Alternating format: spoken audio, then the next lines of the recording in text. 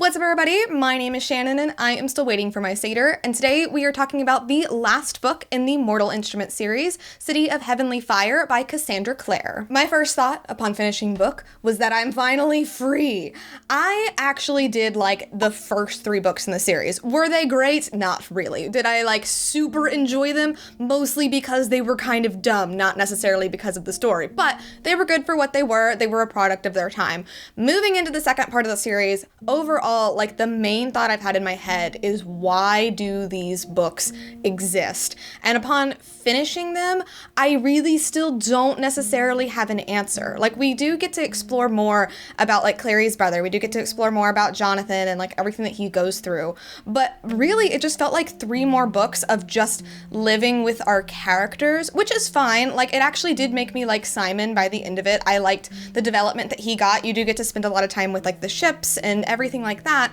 But when it comes to a lot of plot things, like, it just really fell flat for me. I was very, very nervous going into City of Heavenly Fire because it is so long. It was like a 20-hour audiobook, and it really is just gearing up towards final battle territory. We have Jonathan gathering, all of his disciples and all of his dark shadow hunters, and he's about to wage war and all that kind of stuff.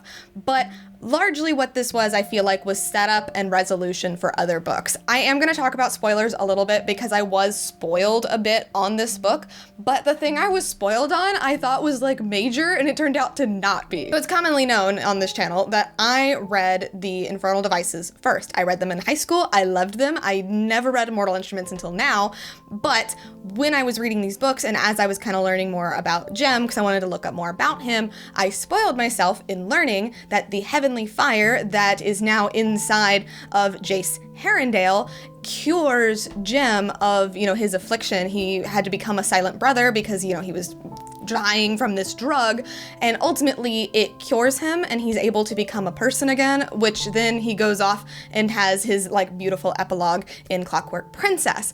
And I thought that was like a major plot point. I thought like Brother Zachariah and Jem was going to be like a big thing in this book, and it's just really not. Like, it really happens on the side. There's this big battle that happens about halfway through the book that you don't even get to see. Like, they just go through the portal and then it picks up later. I thought I missed a whole chunk of the book, but no, they just really don't show this battle where Brother Zachariah like helps Jem and gets like bathed in heavenly fire and is now a man again. Like, I was like, really? Like, it didn't matter? Ultimately, like, I feel like this book really doesn't make sense if you like haven't read Clockwork Princess. I couldn't imagine reading this and like getting those sections with him and them meaning anything. There is no weight to it if you haven't read Clockwork Princess, which to me is a little bit annoying, but I do think it shows that Cassandra Clare, like, while she loves these characters, I think it's really clear that she loves Jace, she loves Clary, she gives them a lot of time in this book.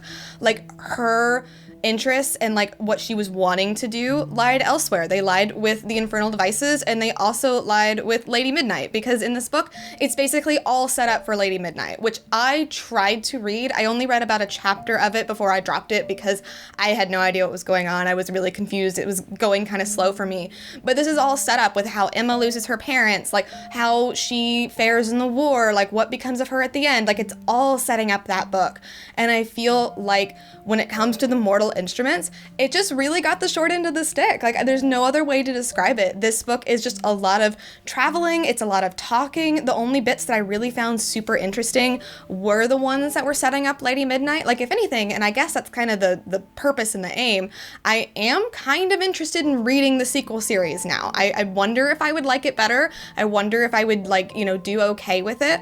But like, that was the only thing that was really interesting to me. Something that I really don't like that this book does is everything with Jonathan. Like, he is literally the Antichrist. He is like very unredeemable TM to the point where like he's redeemed through death and all. Like, I don't like any of those tropes.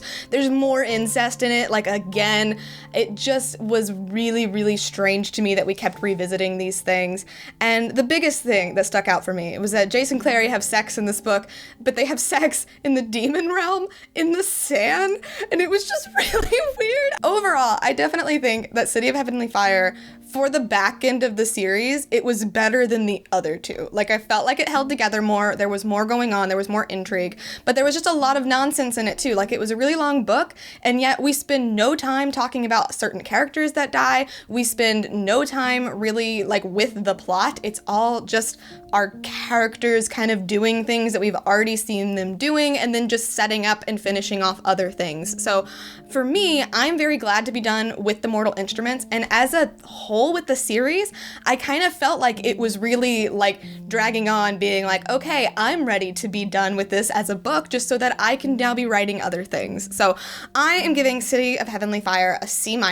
It wasn't horrible, but I still honestly, like, the back end of the series, I just wouldn't recommend. Like, the first 3 books I think are fine, but then after that, it's just weird. I don't know why they exist other than to set up other things, but it was just a weird experience. I'm glad that I read them. I'm glad that I know now, and I actually do want to read what Cassandra Clare is writing right now. She's got a series in the 1920s, which I'm interested in, so, like, I'm not free of Cassandra Clare, but hopefully I'm free of Clary and Jace and their drama.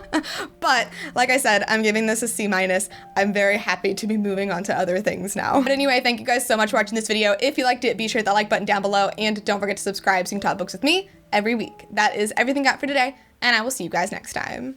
Bye!